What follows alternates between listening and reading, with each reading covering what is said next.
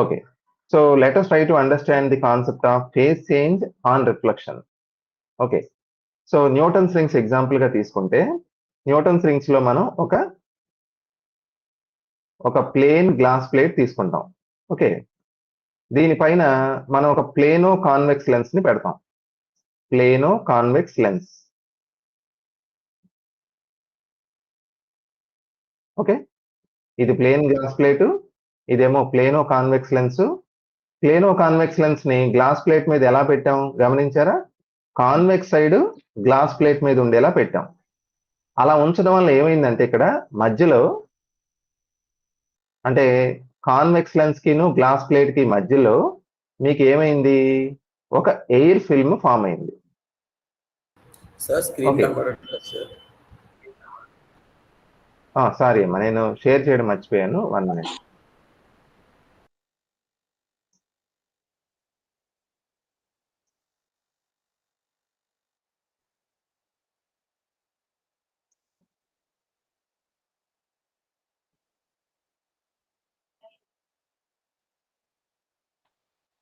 Okay, చూడండి. So ఒక plane glass plate, దానిపైన ప్లేనో కాన్వెక్స్ లెన్స్ ఉంచినప్పుడు an air film is formed between the convex lens and the glass plate. ఈ air ఫిల్మే కదా మనకి న్యూటన్స్ రింగ్స్ ఫామ్ అవడానికి కారణం. న్యూటన్స్ రింగ్స్ లో ప్రిన్సిపల్ ఏంటో తెలుసుగా మీకు? Newton's rings is nothing but interference, అంతే కదా? అది కూడా ఎందులోకి వస్తుంది? డివిజన్ ఆఫ్ యాంప్లిట్యూడ్ లోకి వస్తుంది. ఓకే, ఆ ఫ్రింజెస్ ఎలా ఫామ్ అవుతాయి కదా? సెంటర్ లో ఒక ఫ్రింజ్, సర్క్యులర్ ఫ్రింజ్ ఫామ్ అవుతాయి. వీటిని మనం న్యూటన్స్ రింగ్స్ అంటాం. ఓకే, సో ఇక్కడ ఏం జరుగుతుందంటే మీరు ప్రాక్టికల్ చేసినప్పుడు ఏం చేస్తారు? ఒక రిటార్డ్ స్టాండ్ తీసుకొని ఒక గ్లాస్ ప్లేట్ ని 45 degrees లో పెడతారు ఇలాగ. ఓకేనా? 45 degrees లో పెట్టిన గ్లాస్ ప్లేట్, లైట్ ఇక్కడ నుంచి ఇలా వస్తుంది, సోర్స్ నుంచి. మోనోక్రోమాటిక్ లైట్, జనరల్ గా సోడియం ల్యాంప్ వాడతాం. ఈ లైట్ ఇలా వచ్చి 45 degrees లో ఉన్న గ్లాస్ ప్లేట్ మీద పడి ఇలాగా డైరెక్ట్ అవుతుంది. ఓకేనా? ఇప్పుడు ఏమవుతుందంటే దీన్ని కొంచెం జూమ్ చేసేస్తాను చూడండి. జూమ్ చేయాల్సిన అవసరం కొంచెం చూడండి. ఒక లైట్ రే ఇలా వచ్చింది కదా, ఇలా వచ్చిన లైట్ రే మీకు ఏమవుతుంది? ఇక్కడ ఇలా లోపలికి ఎంటర్ అయ్యి, ఓకేనా, అంటే ట్రాన్స్మిట్ అయ్యి ఇక్కడ బౌండరీ ఉంది చూసారా? ఇది ఏ బౌండరీ? ఇది గ్లాసు ఎయిర్ యొక్క బౌండరీ, అంతే కదా? ఈ మధ్యలో ఎయిర్ ఉంది. లైట్ ఏమవుతుంది? గ్లాస్ లో ట్రావెల్ చేసుకుంటూ, ఈ లోపల గ్లాస్ లో ట్రావెల్ చేసుకుంటూ ఎయిర్ అనే బౌండరీకి వచ్చింది.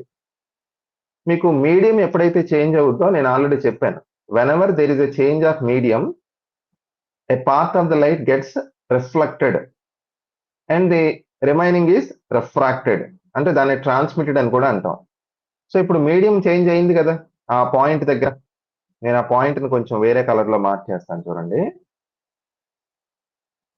చూడండి, సో ఈ రెడ్ కలర్ గా మార్క్ చేసిన పాయింట్ దగ్గర there is a change of medium from glass to air.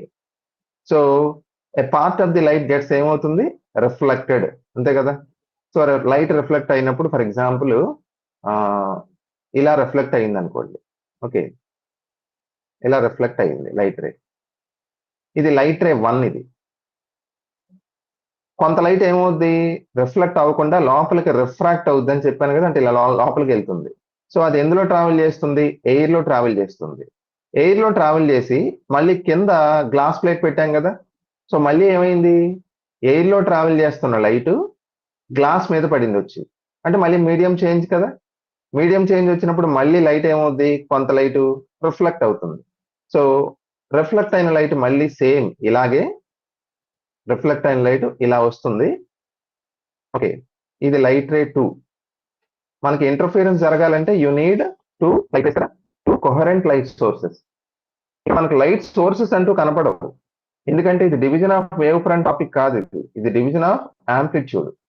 So మనకి 2 లైట్ రేస్ ని వెతుక్కోవాలంటే మనం ఆ 2 లైట్ రేస్ ఏంటన్నది తెలిస్తే చాలు. వాటి మధ్య పాత్ డిఫరెన్స్ క్యాలిక్యులేట్ చేస్తే మనకి ఎక్కడ బ్రైట్ వస్తుంది, ఎక్కడ డార్క్ వస్తుందో తెలుస్తుంది. ఓకేనా? సో న్యూటన్స్ రింగ్స్ లో ఏ 2 లైట్ రేస్ ఇంటర్ఫియర్ అవుతాయి అంటే, జాగ్రత్త గమనించండి. దీన్ని ఇంకొంచెం ఎన్లార్జ్ చేయడానికి ట్రై చేస్తాను నేను.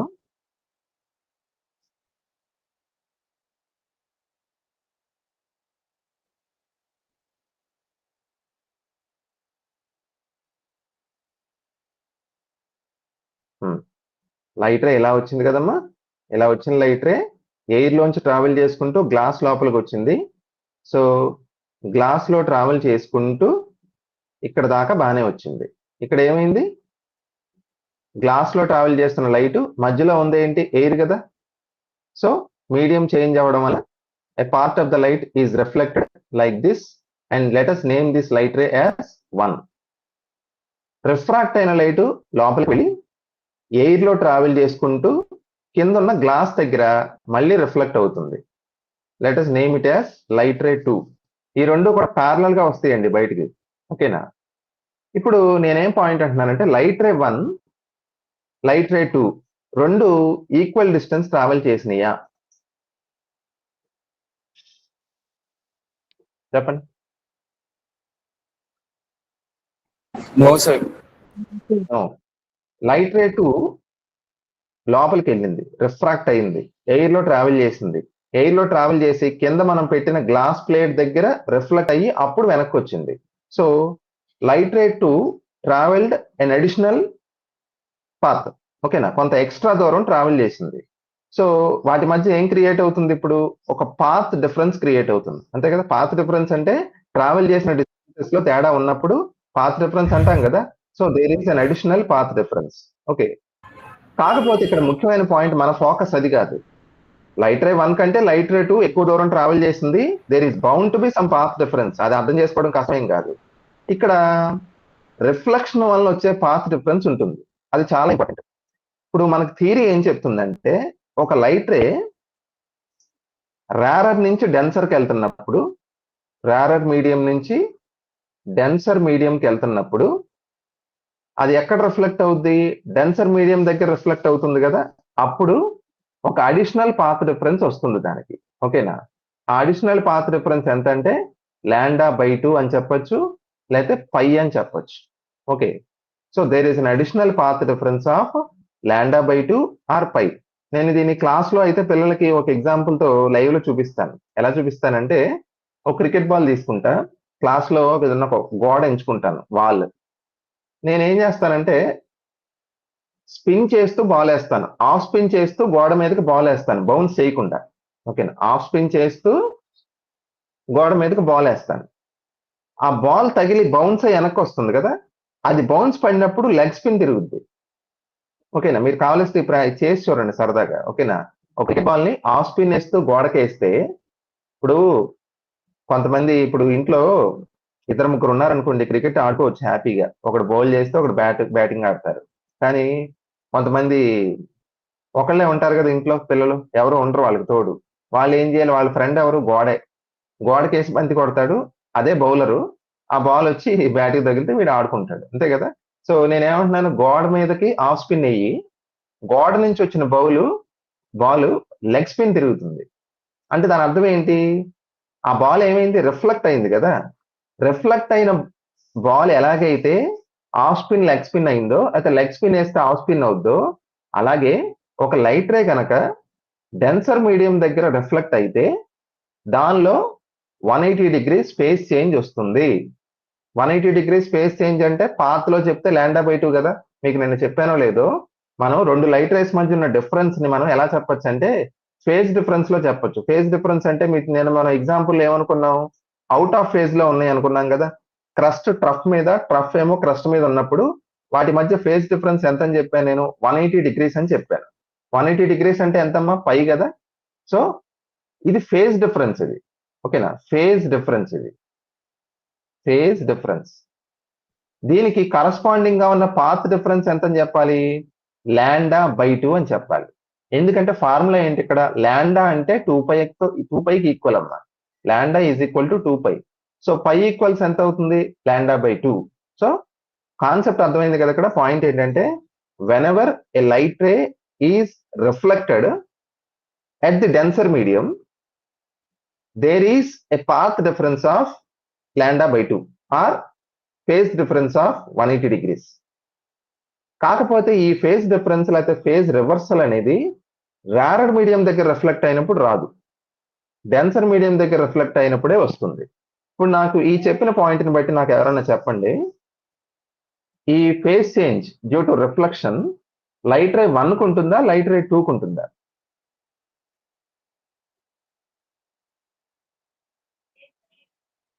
లైట్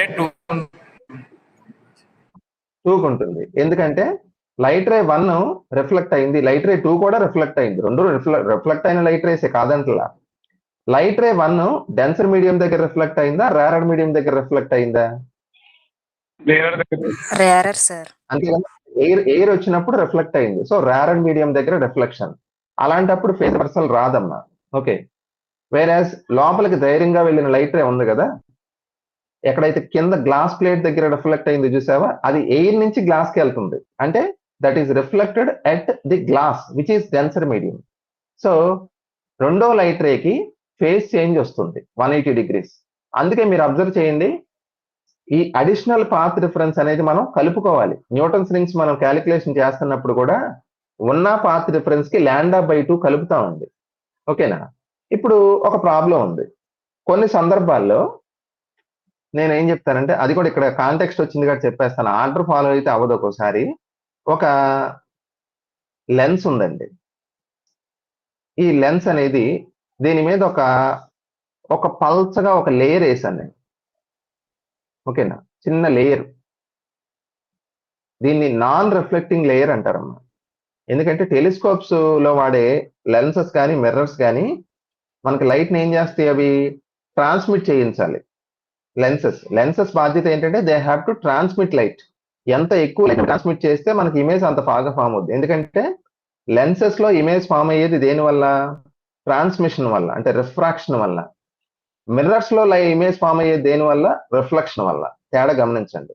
సో మనం ఒక లెన్స్ తీసుకున్నప్పుడు దాని లెన్స్ మీద లైట్ పడినప్పుడు most of the light should get through the lens and form an image.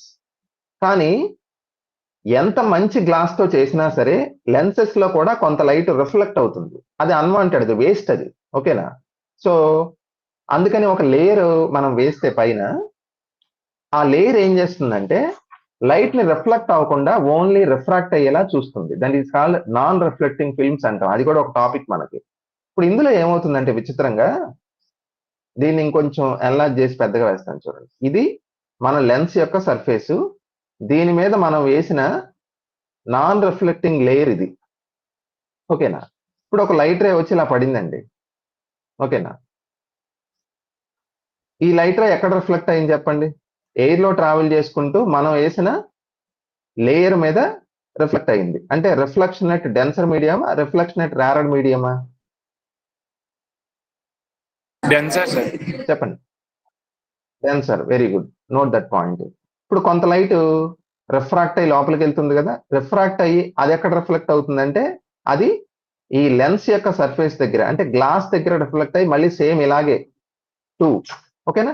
Light ray 1, light ray 2 రెండు ప్యారలల్ గా ఉన్నాయి కాబట్టి కోహరెంట్ సోర్సెస్ లా పనిచేసి ఈ రెండు లైట్ రేస్ ఇంటర్ఫియర్ అవుతాయి. ఓకేనా? కాకపోతే ఈ సందర్భంలో ఈ λ/2 పాత్ డిఫరెన్స్ కానీ 5 ఫేజ్ డిఫరెన్స్ కానీ లెక్కలోకి తీసుకోకూడదని నేను అంటాను. ఎందుకో చెప్పండి? నాన్ రిఫ్లెక్టింగ్ ఫిల్మ్స్ కేసులో, అంటే ఇలాంటి కేసులో ఎందుకు తీసుకోకూడదు ఆ path difference λ/2?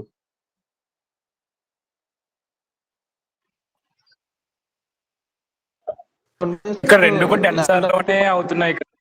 Very good, sharp, correct. Light ray 1 denser medium దగ్గర రిఫ్లెక్ట్ అయింది, లైట్ రే 2 కూడా డెన్సర్ మీడియం దగ్గర రిఫ్లెక్ట్ అయింది. అలా అయినప్పుడు రెండు λ/2 అయినాయి కదా. సో రెండు λ/2 అయినప్పుడు క్యాన్సిల్ అయిపోతాయి. మనకి ఏదో ఒక లైట్ రే మాత్రం డెన్సర్ దగ్గర రిఫ్లెక్ట్ అయ్యి రెండోది రేరర్ దగ్గర రిఫ్లెక్ట్ అయినప్పుడు then you have to count that λ/2. Otherwise you should not count. అందుకే నాన్ రిఫ్లెక్టింగ్ ఫిల్మ్స్ లో λ/2 రాదు. ఓకే, న్యూటన్స్ రింగ్స్ లో పరిస్థితి అది కాదు కదా. లైట్ రే 1 ఏమో రేరర్ దగ్గర రిఫ్లెక్ట్ అయింది, లైట్ రే 2 ఏమో డెన్సర్ దగ్గర రిఫ్లెక్ట్ అయింది. సో మనం ఆ λ/2 లేదా పై కౌంట్ చేయాలి. ఓకేనా? ఇప్పుడు నేను ప్రశ్న అడుగుతాను చూడు, ఇది అసలు ఎంత మంచి విషయం అంటే టాపిక్ ఇది. న్యూటన్స్ రింగ్స్ ప్రాక్టికల్ చేసిన వాళ్ళకి ఈజీగా తెలుస్తుంది. సెంటర్ లో న్యూటన్స్ రింగ్స్ లో సెంట్రల్ ఫ్రింజ్ ఎప్పుడు కూడా డార్క్ ఫ్రింజ్ వస్తుంది. You will always observe a dark fringe at the centre. Okay, కానీ అది ఇక్కడ రివర్స్ చూడండి. ఇప్పుడు లైట్ రే ఇలా పక్క నుంచి వచ్చినట్టు వేసాను కదా, ఈసారి లైట్ రే ఇలా సెంటర్కి వస్తుంది అనుకోండి. సెంటర్ అంటే ఏంటి, ఏ పాయింట్ దగ్గర అయితే convex lens glass plate touch చేసుకుంటాయో ఆ పాయింట్ దగ్గర కూడా లైట్ పడుతుంది కదా. సో ఇక్కడ గ్లాస్ ఫిల్మ్ ఎయిర్ ఫిల్మ్ యొక్క థిక్నెస్ ఎంత, ఇక్కడ 0 కదా. సెంటర్ దగ్గర రెండు టచ్ అవుతాయి కాబట్టి మధ్యలో ఎయిర్ ఉండదు. So at the centre T is equal to 0. T equal to 0 కాబట్టి మనం మామూలుగా ఆలోచించండి, ఈ λ/2 పాత్ డిఫరెన్స్ అనేది మీకు తెలియదు. కంట్రోల్ ఆల్ డిలీట్, నేను చెప్పింది మర్చిపోయారు మీరు, వదిలేయండి. ఇప్పుడు light ray 1 light ray 2 at the centre okay distance travel చేస్తే లేదా చెప్పండి, సెంటర్ దగ్గర. అవునా కాదా? చేస్తే సార్. ఎందుకంటే ఇప్పుడు ఎయిర్ ఫిల్మ్ అనేది మధ్యలో ఉండడం వల్లే కదా పేచి వచ్చింది. లైట్ రే 1 ఏమో పైనుంచి రిఫ్లెక్ట్ అయిపోయింది, లైట్ రే 2 ఏమో ఎయిర్ ఫిల్మ్ లోకి లోపలికి వెళ్ళి కొంత దూరం ఎయిర్ లో ట్రావెల్ చేసి కింద రిఫ్లెక్ట్ అయి పైకి వచ్చింది. సో ఎయిర్ ఫిల్మ్ థిక్నెస్ ఉండడం వల్లే కదా ఆ రెండింటి మధ్య దూరంలో తేడా వచ్చింది. లైట్ రే 2 ఎక్కువ దూరం ట్రావెల్ చేసిందని చెప్పాం. కానీ సెంటర్ దగ్గర రెండు కాంటాక్ట్ లో ఉంటాయి కాబట్టి ఎయిర్ ఫిల్మ్ అనేది ఉండదు ఆ పాయింట్ దగ్గర, అంటే టీ ఈక్వల్ టు 0. అప్పుడు లైట్ రే 1 లైట్ రే 2 రెండు ఒకే డిస్టెన్స్ ట్రావెల్ చేస్తాయిగా, అంటే వాటి మధ్య పాత్ డిఫరెన్స్ యాక్చువల్ గా ఎంత, 0. పాత్ డిఫరెన్స్ 0 అన్నప్పుడు రెండు ఇన్ ఫేజ్ లో ఉన్నట్టు కదా అర్థం. ఇన్ ఫేజ్ లో ఉన్నప్పుడు మనకి బ్రైట్ ఫ్రింజ్ రావాలా, డార్క్ ఫ్రింజ్ రావాలా? ఇన్ ఫేజ్ లో ఉన్నప్పుడు బ్రైట్ కదా వచ్చేది. నిన్న మనం చూసాం యానిమేషన్, పెద్ద వేవ్ వచ్చింది అంటే బ్రైట్ కదా, ఇంటెన్సిటీ పెరిగింది. కానీ ఎన్నిసార్లు ఎక్స్పెరిమెంట్ చేసిన న్యూటన్స్ రింగ్స్ లో సైంటిస్టులకు ఏమొచ్చింది, there is always a dark fringe at the centre. Dark వచ్చింది అంటే అర్థం ఏంటి, పాత్ డిఫరెన్స్ ఎంత మీకు తెలుసు కదా. డార్క్ వచ్చిందంటే మినిమం ఇంటెన్సిటీ కదా. సో ఎంత పాత్ డిఫరెన్స్, 180 degrees కానీ λ/2 కానీ కదా. అది ఎలా వచ్చిందో అర్థం కాలే ఫస్ట్. ఎందుకు వచ్చిందంటే ఇప్పుడు చూడండి పాయింట్, మనకి లైట్ రే 1 లైట్ రే 2 ఒకే డిస్టెన్స్ ట్రావెల్ చేసినప్పటికీ కూడా లైట్ రే 1 ఏమో రేరర్ మీడియం దగ్గర రిఫ్లెక్ట్ అయింది, లైట్ రే 2 ఏమో డెన్సర్ మీడియం దగ్గర రిఫ్లెక్ట్ అయింది. ఓకేనా? అంటే మనం ఎయిర్ ఫిల్మ్ థిక్నెస్ ని 0 అనుకోకూడదు, కొంచెం ఉందని అనుకోవాలి. ఓకేనా? అలాంటప్పుడు ఏమవుతుంది, ఈ λ/2 పాత్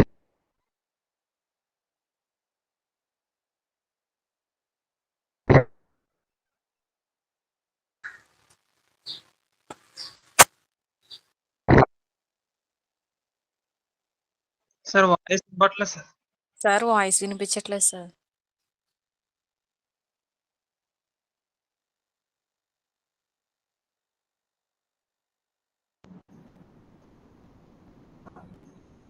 అమ్మా ఒకసారి ఇప్పుడు చూడండి అమ్మా, వినిపిస్తుందమ్మా?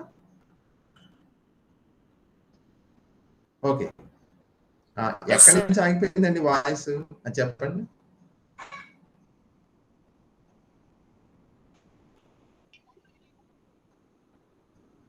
రెండింటి మధ్య పాత్ డిఫరెన్స్ సెంటర్ దగ్గర 0 అని చెప్పాను, అది వినిపించిందమ్మా? ఓకే. కానీ మనం ఎప్పుడు కూడా ఎక్స్పెరిమెంట్ చేసినప్పుడు బ్రైట్ ఫ్రింజే వస్తుంది, డార్క్ ఫ్రింజే వస్తుంది, bright రాట్లా.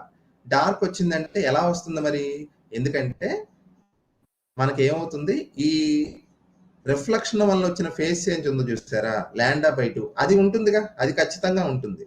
So tea equal to 0 దగ్గర 1 కి 2 కి మధ్య పాత్ రిఫరెన్స్ ఎంత, λ/2. λ/2 అంటే 180 degrees కదా. 180 degrees అంటే ఆపోజిట్ గా ఉన్నట్టే కదా, అంటే destructive interference. So it forms a dark fringe at the centre. సో మనకి న్యూటన్స్ రింగ్స్ ఎక్స్పెరిమెంట్ ఒక విషయాన్ని ప్రూవ్ చేస్తుంది. దేన్ని ప్రూవ్ చేస్తుంది, whenever a light ray is reflected at denser medium, it suffers a phase change of 180 degrees or a path reversal of λ/2. Lloyd's mirror కూడా ఇదే prove చేస్తుందండి. లాయిడ్స్ మిర్రర్ లో కూడా λ/2 పాత్ రివర్సల్ వస్తుందని ప్రూవ్ అయింది. ఓకేనా? So phase change due to reflection at denser medium అనేది important concept. λ/2 కానీ 180 degrees కానీ యాడ్ అవుతుంది. ఓకేనా? అది పాయింట్. ఇప్పుడు యాక్చువల్గా టాపిక్ లోకి వద్దాం. నేను కొంచెం ఇది ఎక్స్టెన్సివ్ గా చెప్పండొచ్చు, ఎందుకంటే ఇది అవసరం అమ్మా.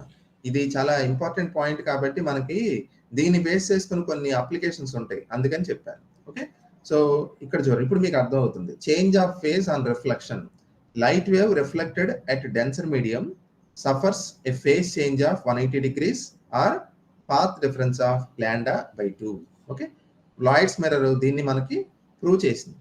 ఓకే, సెంట్రల్ ఫ్రింజ్ ఎప్పుడు కూడా న్యూటన్స్ రింగ్స్ లో లాగానే లాయిడ్స్ మిర్రర్ లో ఎప్పుడు డార్క్ ఫ్రింజ్ వస్తుంది, ఎందుకంటే అక్కడ లాండా బై 2 పాత్ డిఫరెన్స్ ఉంటుంది రెండు లైట్ రేస్ కి మధ్యలో. ఓకేనా, తర్వాత ఇది బేసిక్ ఫార్ములాస్ అమ్మ. ఫేజ్ డిఫరెన్స్ కి పాత్ డిఫరెన్స్ కి మధ్య రిలేషన్ ఇది.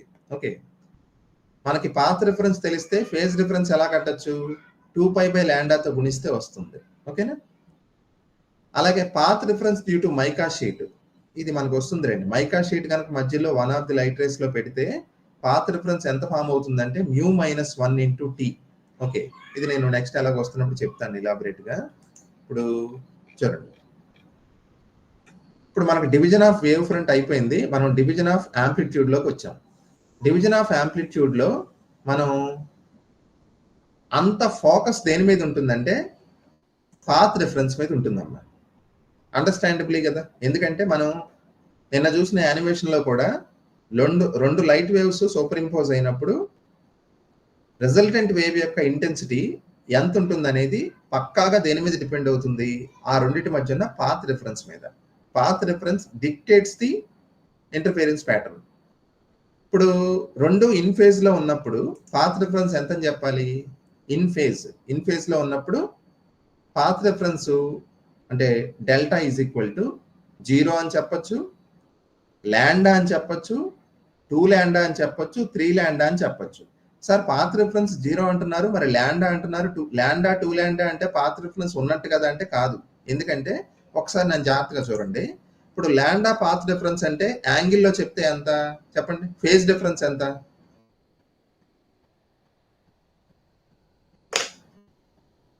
సార్ 2π అంటే 360 degrees కదా. సో అర్థం చేసుకోండి పాయింట్. ఇప్పుడు నా చేతిలో ఇక్కడ ఒక ఫర్ ఎగ్జాంపుల్ చూడండి, ఇది కనిపించట్లేదు కదా, 1 minute. ఇక నా ఫోన్ డిస్ప్లే ఆన్ చేసి పెట్టాను, ఇది ఒక వస్తువు, దీన్ని నేను 360 degrees రొటేట్ చేశాను అనుకో, 180 అంటే ఇలా తిరిగింది ఫోన్, అంటే λ/2 పాత్ డిఫరెన్స్. ఇంకో λ/2 తిప్పితే 360 degrees కదా.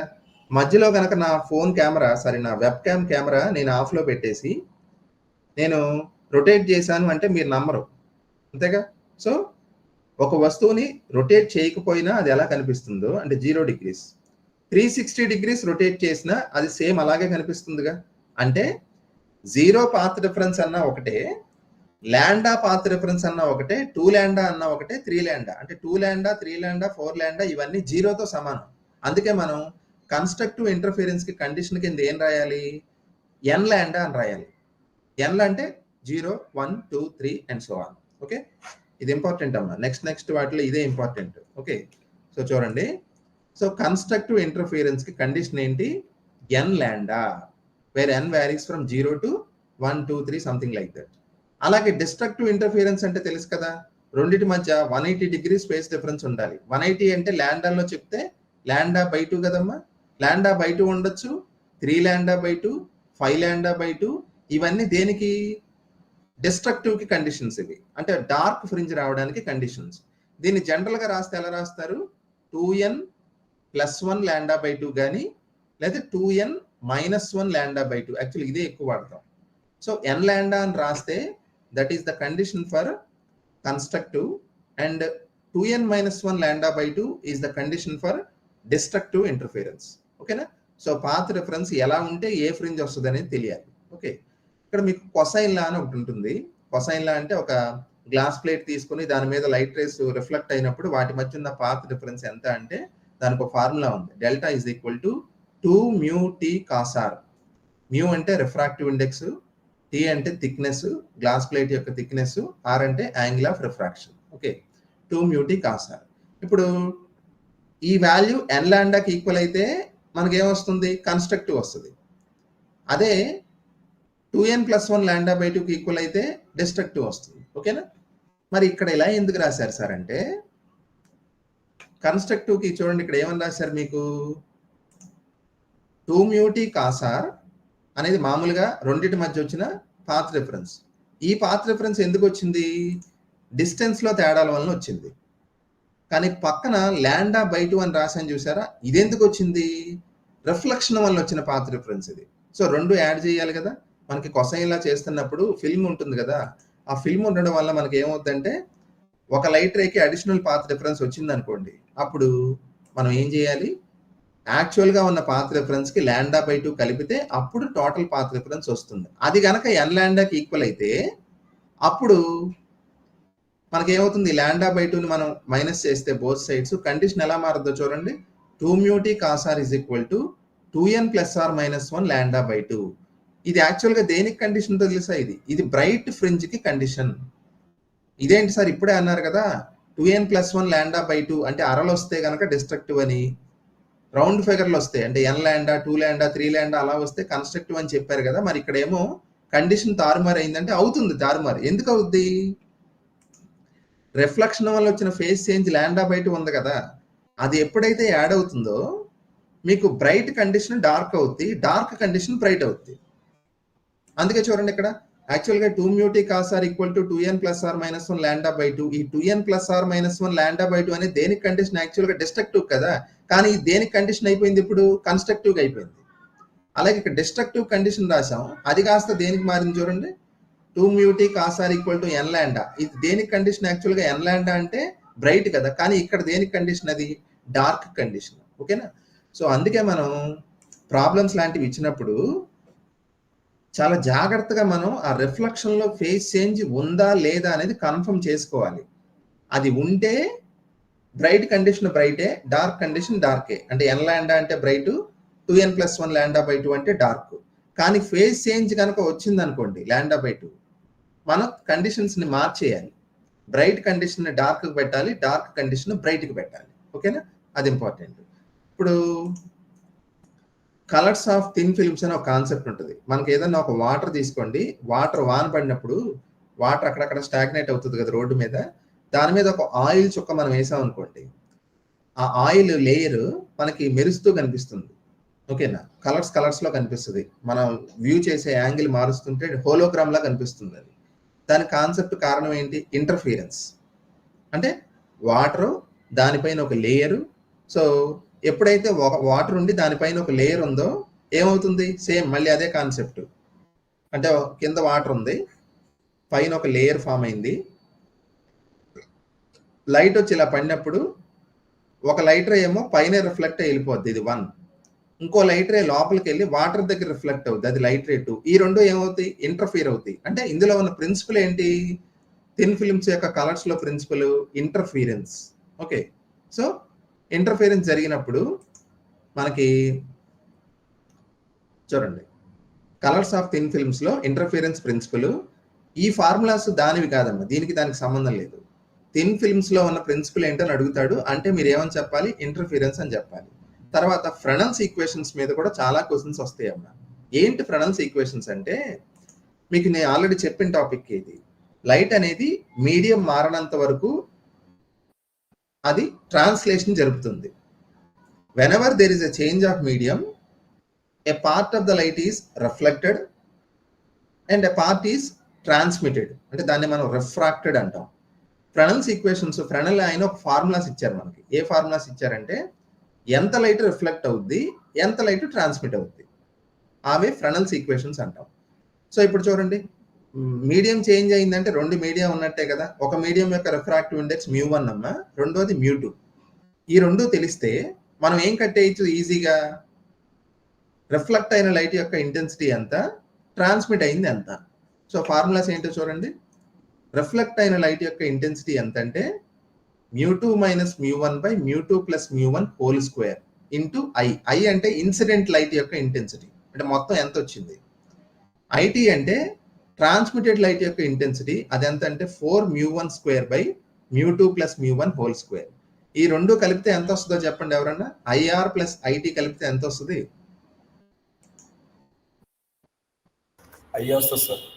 ఐ వస్తుంది. ఎందుకంటే a - b whole square + 4ab. ఓకేనా? సో మనకి ఏమవుతుంది అప్పుడు? ఇక్కడ 4μ1² రాశాను నేను. నాకు తెలిసి ఇది 4μ1 μ2 అమ్మా, కొంచెం కరెక్ట్ చేసుకోండి అన్న. 4μ1 μ2 ఓకేనా. అప్పుడు ఏమవుతుందంటే మీకు μ2 + μ1² వస్తుంది, రెండు కలిపితే i వస్తుంది. ఓకేనా. సో ఇది ఒకటి గుర్తుపెట్టుకోండి. అంటే ఫ్రెనెల్స్ ఈక్వేషన్స్ అనేవి they enable us to calculate the intensity of reflected light and intensity of transmitted light. Okay, మీరు మీడియం చేంజ్ అవ్వనప్పుడు లైట్ ఏమవ్వదు, రిఫ్లెక్ట్ అవ్వదుగా. రిఫ్లెక్షన్ ఎప్పుడవుతుంది, లైట్ మీడియం చేంజ్ అయినప్పుడే. సో అందుకే చూడండి, μ1 = μ2 పెడితే మీకు IR ఎంత అవుద్ది, 0. అంటే రిఫ్లెక్షన్ ఉండదు, ఓన్లీ ట్రాన్స్మిషన్ ఉంటుంది. ఓకే, సో ఇది ఫ్రెనెల్స్ ఈక్వేషన్స్ గురించి అమ్మా. అలాగే ఇప్పుడు ఇందాక చెప్పాను కదా నాన్ రిఫ్లెక్టింగ్ ఫిల్మ్స్ అని. నాన్ రిఫ్లెక్టింగ్ ఫిల్మ్స్ పేర్లోనే ఉంది దాని అర్థం. నాన్ రిఫ్లెక్టింగ్ అంటే రిఫ్లెక్షన్ ని ఆపుతుంది అది. ఓకేనా. ఎందుకు ఆపాలి రిఫ్లెక్షన్ అంటే మీకు ఏం చెప్పాను ఇందాక నేను, మనం లెన్సెస్ తో ఇమేజ్ ఫామ్ చేసినప్పుడు లైట్ ఏమవ్వాలి, రిఫ్రాక్ట్ అవ్వాలి, రిఫ్లెక్ట్ అవ్వకూడదు. ఓకేనా.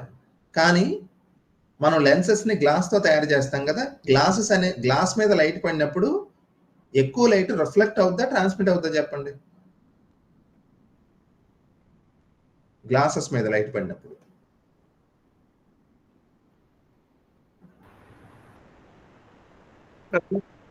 ట్రాన్స్మిట్ అవుద్ది కదా. నీకు ఊపిరి సినిమాలో మన హీరో కార్తీక్ ప్రపోజ్ చేస్తారు కదా, తమన్నాకి ప్రపోజ్ చేస్తారు. చేసినప్పుడు మధ్యలో గ్లాస్ ఉంటుంది, ఆ గ్లాస్ ఉందని చూసుకోకుండా మాట్లాడేస్తుంటాడు. కానీ అది ఏం వినపడదు ఆ అమ్మాయికి. ఎందుకు వినపడదు అంటే మధ్యలో ఏదో సెయింట్ కొబైన్ అనే ఒక యాడ్ వస్తుంది కదా, గ్లాస్. సో గ్లాస్ అనేది అసలు మధ్యలో ఉందనే మనకు కనబడతల్లా. అంటే అర్థం ఏంటి, దాని మీద పడిన లైట్ మొత్తం ట్రాన్స్మిట్ అయ్యి వెళ్ళిపోతుంది, అసలు రిఫ్లెక్ట్ అవ్వట్లా. రిఫ్లెక్ట్ అయితేనే కదా మనకు ఆ వస్తువు కనిపించేది. ఓకేనా. సో ఏమవుతుంది ఇక్కడ point, glasses are excellent transmitters. అవి లైట్ ని రిఫ్లెక్ట్ చేయవు. కానీ 100% లైట్ పడితే గ్లాస్ మీద 4% లైట్ రిఫ్లెక్ట్ అవుద్దండి. 96% ఏమవుద్దంటే ట్రాన్స్మిట్ అయిపోద్ది. సార్ 4% కదా, కొంచెమే కదా రిఫ్లెక్ట్ అయ్యేది, వదిలేద్దామంటే వదలకూడదు. ఎందుకు వదలకూడదంటే దానికి ఒక ప్రాబ్లం ఉంది. మనం ఒక టెలిస్కోప్ తీసుకున్నప్పుడు టెలిస్కోప్ లో ఒక లెన్స్ కాదు ఉండేవి, నెంబర్ ఆఫ్ లెన్సెస్ ఉంటాయి అమ్మా, సిరీస్ ఆఫ్ లెన్సెస్ ఉంటాయి. మీరు ఒక దాని మీద లైట్ పడినప్పుడు 4% లైట్ ఏమైంది, రిఫ్లెక్ట్ అయింది. నెక్స్ట్ ఇంకో దాని మీద అయితే ఇంకో 4%, మళ్ళీ 4%. ఈ క్యుములేటివ్ ఎఫెక్ట్ వల్ల మనం లెన్సెస్ యొక్క నెంబర్ పెరిగే కొద్దికి the amount of light that is reflected, in other words wasted, is increase అవుతుంది అది. అప్పుడు మనకి ట్రాన్స్మిట్ అయ్యే లైట్ తగ్గిపోద్ది కదా, అప్పుడు ఇమేజ్ యొక్క ఇంటెన్సిటీ కూడా తగ్గిపోద్ది, ఇమేజ్ మంచిగా ఫామ్ అవ్వదు. అందుకే మనం ఏం చేస్తారంటే కమర్షియల్ గా వాడే లెన్సెస్ కి, ఎస్పెషల్లీ సైంటిఫిక్ గా వాడే లెన్సెస్ కి పైన ఒక చిన్న కోటింగ్ వేస్తారు మెగ్నీషియం ఫ్లోరైడ్ తో, MgF2 తో. ఆ కోటింగ్ ఏం చేస్తుందంటే ఇంటర్ఫిరెన్స్ అనే ప్రిన్సిపల్ ని బేస్ చేసుకుని డిస్ట్రక్టివ్ ఇంటర్ఫిరెన్స్ క్రియేట్ చేస్తుంది. డిస్ట్రక్టివ్ ఇంటర్ఫిరెన్స్ క్రియేట్ అయినప్పుడు రిఫ్లెక్షన్ ఏమవుతుంది, అప్పుడు 0 అవుతుంది. ఓకేనా. సో అలా అవ్వాలి అంటే ఆ ఫిల్మ్ యొక్క థిక్నెస్ ఎంత ఉండాలి, λ/4μ ఉండాలన్నమాట. నాన్ రిఫ్లెక్టింగ్ గా ఉండాలి అంటే ఒక ఫిల్మ్, ఆ ఫిల్మ్ ని మనం ఎంత థిక్నెస్ తో వేయాలి, λ/4μ. లాండా అంటే మనం ఆ లైట్ యొక్క వేవ్ లెంగ్త్, మ్యూ అంటే రిఫ్రాక్టివ్ ఇండెక్స్. ఓకేనా. సో దేని రిఫ్రాక్టివ్ ఇండెక్స్ మ్యూ అనేది, మనం ఏ మెటీరియల్ తో అయితే, మెగ్నీషియం ఫ్లోరైడ్ అంటున్నాను కదా, ఆ మెటీరియల్ యొక్క రిఫ్రాక్టివ్ ఇండెక్స్ మ్యూ. సో మనం ఎంత థిక్నెస్ తో కనుక లెన్స్ మీద ఒక చిన్న కోటింగ్ వేస్తే, నానోమీటర్స్ మైక్రోమీటర్స్ రేంజ్ లో ఒక కోటింగ్ వేస్తే, అప్పుడు ఆ ఫిల్మ్ ఏం చేస్తుంది అంటే రిఫ్లెక్షన్ ని 0 చేసేస్తుంది. అప్పుడు లైట్ మొత్తం ఏమవుద్ది, ట్రాన్స్మిట్ అవుద్ది. సో మనకి ఇమేజ్ బెటర్ గా ఫామ్ అవుద్ది. ఓకేనా. అలాగే రెండో ఫార్ములా చూడండి, ఇక్కడ μ = √μ2 అని ఉంది. అంటే మనం వేయాల్సిన మెటీరియల్ ఉంది కదా మెగ్నీషియం ఫ్లోరైడ్, దాని రిఫ్రాక్టివ్ ఇండెక్స్ ఎంత ఉండాలంటే కింద ఉన్న మెటీరియల్ ఏదైతే ఉందో, గ్లాస్ ఏదో ఉంటుంది కదా, దానిపైనే కదా మనం కోటింగ్ వేసేది, ఆ మెటీరియల్ యొక్క రిఫ్రాక్టివ్ ఇండెక్స్ యొక్క స్క్వేర్ రూట్ వాల్యూ ఉండాలి దీనికి. μ = √μ2. అలాంటి మెటీరియల్ మనం ఎంచుకోవాలి. ఓకేనా. సో నాన్ రిఫ్లెక్టింగ్ ఫిల్మ్ లాగా యాక్ట్ చేయాలి అంటే ఆ ఫిల్మ్ యొక్క థిక్నెస్ ఎంత ఉండాలంటే λ/4μ ఉండాలి. ఆ ఫిల్మ్ యొక్క రిఫ్రాక్టివ్ ఇండెక్స్ ఎంత ఉండాలంటే √μ2 ఉండాలి. ఓకేనా. సో నాన్ రిఫ్లెక్టింగ్ ఫిల్మ్స్ యొక్క అప్లికేషన్ ఇది. ఓకే. సో నేను ఇక్కడికి స్టాప్ చేస్తున్నానమ్మా. ఇప్పుడు వెడ్జ్ షేప్డ్ ఫిల్మ్ ఒకటి వస్తుంది, తర్వాత న్యూటన్స్ రింగ్స్ చదివితే కనుక మనకి ఆల్మోస్ట్ ఈ టాపిక్ అయిపోయినట్టే. ఓకే, నెక్స్ట్ మనం డైఫ్రాక్షన్లోకి లేకపోతే పోలరైజేషన్కి వెళ్ళొచ్చు. ఓకే.